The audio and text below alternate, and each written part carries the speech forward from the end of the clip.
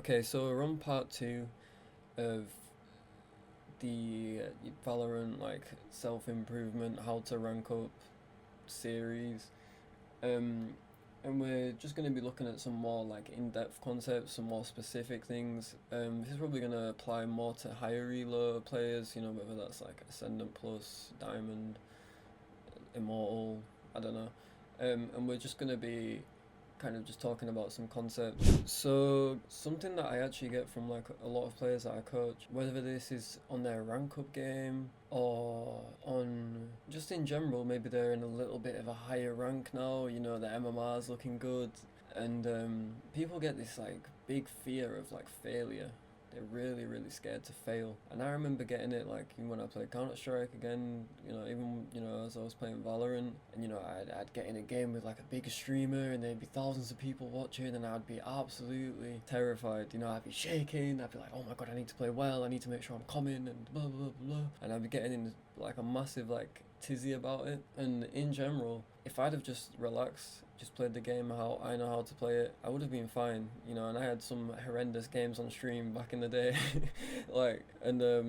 Even if I'm playing, and you feel like you need to impress someone, this type of thing, what's really important is getting past that fear of failure. And one of the best ways to do it is, as I mentioned in the first video, is making sure you've got a warm-up and a practice routine, and making sure you're practicing variety, which we're going to go into later on in the video. But another thing is, again, if you have certain agents that you play, you just play how you always play. The games aren't anything special. If I'm playing in an official match, I'm playing in a tournament, I'm playing in ranked, I will always try and play the same, because the plays that I've done and the things that I know work are probably just going to work again. Sure, you have games where you get unlucky, the timings are wrong, its shots aren't hitting. Everyone has games like that, but in general, it's just another game. Whether you're in the finals of VCT or you're on your Plat 3 rank up, it's just another game. It's just a game, and you have to just play to the best of your abilities, and that's all you can do. And overthinking it, overcompensating, you just have to do what got you to the point that you're at right now. If you got to Diamond 3 and on your Diamond 3 rank up you just try to switch it up completely, you're coming all the time now, you're calling 9 rotations and doing this and doing that, and it's like, is that what got you to that point? Because if it's not, then why are you changing it up? Do what got you to the point, and then if you really hit a plateau, that's when you need to change stuff. But if something's working, if it's not broken, you don't need to fix it. So that's a great way of, I think, dealing with failure, and failure is just a part of everything. I've missed so many rank ups. I've choked in some of the worst situations possible. I have failed and failed and failed and failed and failed, and I will continue to fail. But that is all a part of growth, and it's all just a part. It's just a part of it, right? It is what it is. No one just wakes up one day and has aimbot and the unbelievable game sense and never dies.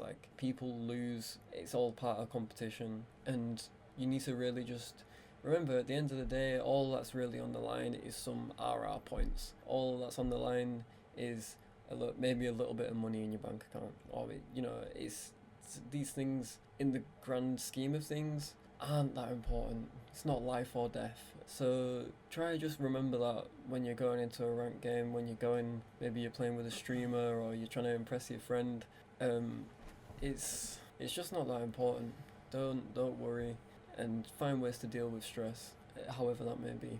For me, it was just a mental shift. I just kind of hit a point where I was like, right, I can only do as well as I can do. Whatever happens, happens. So, obviously we've spoke about the mental side of stuff, and this does kind of tie into the mental side in terms of confidence, but it's really important that we sit and we brainstorm before anything, really. If you're sitting in the loading screen and you're seeing what agents you're against, sit and think, okay, what are the enemies probably going to do? Oh, they don't have a jet, so they can't dash out. Or they don't have this, or maybe they don't have an initiator. I'll be able to do this where usually I won't be able to. And really sitting and brainstorming is important, not only just before the game, but also just in preparation before your matches. If you're playing Cypher on Ascent and you just sit and spend 20 minutes thinking about different protocols, you can even sit and write them down. I used to do this. So I'd sit, and I'd write down, okay, if this happens, I'm gonna react in this way, right? And the best professional teams in the world, basically even tier 2, tier 3, everyone has protocols, right? If you're playing bind, the enemy's team takes hookah on attack. The defenders might think, right, okay, then what we're gonna do is we're gonna fight belong. Maybe they take showers, right? Let's try retake showers. We've got a sky dog or something, I don't know. Let's retake showers. And they have protocols where they know exactly what they're gonna do and how they're gonna do it. So if you're, again, I'll go back to say Cypher on Ascent or Killjoy on Ascent, whatever. They're executing B, right? I'm gonna put my molly here, and this is gonna buy me time, and this molly's gonna, is gonna block, say, lane. So now I can focus on stairs because my molly's up on lane. What position do I want to play in, and you can really sit and just kind of imagine, if this happens, I do this. If this happens, I do this. And having these protocols is like I have protocols and I don't even think about them anymore because I've just done them so many times over and over and over again. Like I know, okay, this person does this, I do this. And I just, the way I move around the map is just so drilled in that it automatically just builds consistency. So sitting and brainstorming and thinking about how you want to approach the game, maybe you're playing duelist and you want to think about your pathing. So you might be like, right, I'm executing C on Lotus, I'm playing Raze. Pick 3 positions that you're really comfortable satcheling in, and then what util you need to support you. And that in itself is a bit of a protocol because it's like that's what you're gonna do, right? You go C, I do this. We go B, I do this. And you know exactly what you want to do rather than making it up on the spot, because that like if you're making stuff up, you're not going to be able to find consistency because you don't know what's going to happen. So it just kind of takes out an element of randomness. There's no perfect protocol, there's no perfect position, but there is ways to build consistency. So yeah, sit and have a brainstorm and work out exactly what you want to do. Also, what's really important, and we spoke about this a little bit in the first video, but it's really crucial to make sure we're practicing variety. If you're really, really, really insane with the Vandal, and every time you pick up a Phantom your bullets go to the moon, practice Phantom. If your tracking is really bad, but your flicking is really, really good, you need to practice your tracking. You need to try and master all aspects of the game, and you don't have to master all the agents, but in terms of like mechanical and kind of game sense to a degree, it's really important that we're looking at our warm-up routines, we're looking at our practice and making sure we're ticking all the boxes. Are we practicing flicking, tracking, speed, movement?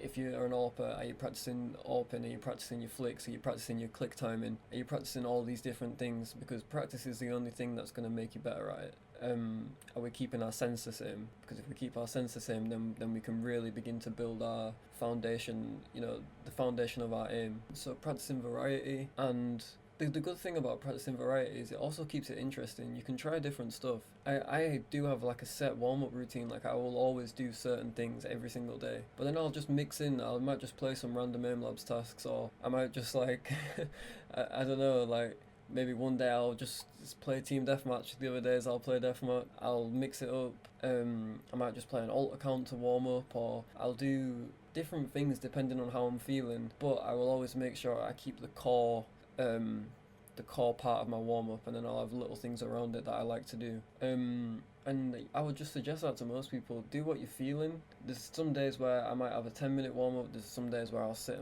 for 2 hours, but I will always make sure that if I am doing that 10-minute warm-up, I fit in all the things that I always do. So yeah, I would say knowing how to practice and knowing what you need to practice is important within itself. A lot of people, they'll come to me for aim coaching, and they might think a certain aspect of what they're doing is really good, and then I'll look at it and I'll be like, well, it is quite good, but for example, there was a Radiant player who came to me recently for aim coaching, and his actual aim was really, really good. So he came to me for aim coaching and his aim was really good. His tracking wasn't great, so I told him, he had no idea what he was doing wrong. And I was like, your tracking's not great, but your flicks are like his flicks were absolutely insane. So I put him on and I showed him, loads of different tracking maps that I use. And then I noticed like he was peaking things wrong. Like his peaks were it's hard to describe, but he was peeking wrong and his movement was a bit weird. And I broke it down and I showed him and he was like, oh yeah, like that makes sense now. But he needed that second opinion to actually realize what what he was doing wrong. And sometimes that's what you need. You can sit and watch yourself play over and over and over again, but if you don't know what you're doing wrong and you can't even like recognize it, getting a second opinion and showing someone else and then being like, oh well, that was a bit weird what you did there, and you're just like, oh it was actually, I didn't even see that, is gonna help you dramatically. And whether that's, you pay £20 for an hour of coaching, that can save you 500 hours of working it out yourself. So sitting and assessing what you're doing wrong is important, but also get a second opinion. If you have a high elo friend, or you have a player that's a friend that's a higher rank than you, just ask them. If they say no, they say no. But if they say yes, you could save yourself hundreds of hours, maybe even thousands of hours, depending on how big the mistake is. So for sure, get a second opinion, and just make sure we're practicing variety. Because if we're practicing variety, then you're gonna be able to smooth out a lot of those mistakes without even realizing. If you're just hammering flicking, you're going to have a deficiency in other aspects of your aim. To go off the back of that, as humans, what we like to do is we like to stick to our strengths. So if we're really good at aiming, we just want to keep on doing aim training, we want to keep aiming, and we don't want to focus on our movement, or we don't want to focus on our weaknesses in general, no matter what that is. If you're really good with the Vandal, you just want to play the Vandal all the time, and you don't want to play the Phantom ever. And that's fine. I think playing towards your strengths, no matter what, there's going to be some things that you have a higher skill ceiling on than others. So playing towards your strengths is good, but in the same breath, you still need to work on the things that you are weak at.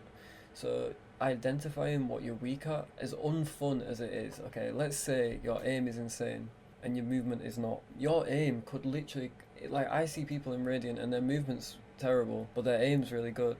And it carries them, so they think, well, I don't really need to practice my movement because, my aim's great. But if they were to sit and hammer their movement for a month, they might be top 50, they might be a top 50 player, because that is their inherent weakness. But it's not fun, right? It's not fun working on the stuff you're weak on. It's annoying, it's tedious, especially if you're really, really good at something else. Of course you're going to want to practice the thing you're really good at, you're going to want to do the thing you're good at. So recognizing your weaknesses and honing in on them is definitely, it's really important. So as a final thing, I would say, focus on your weaknesses, but play towards your strengths.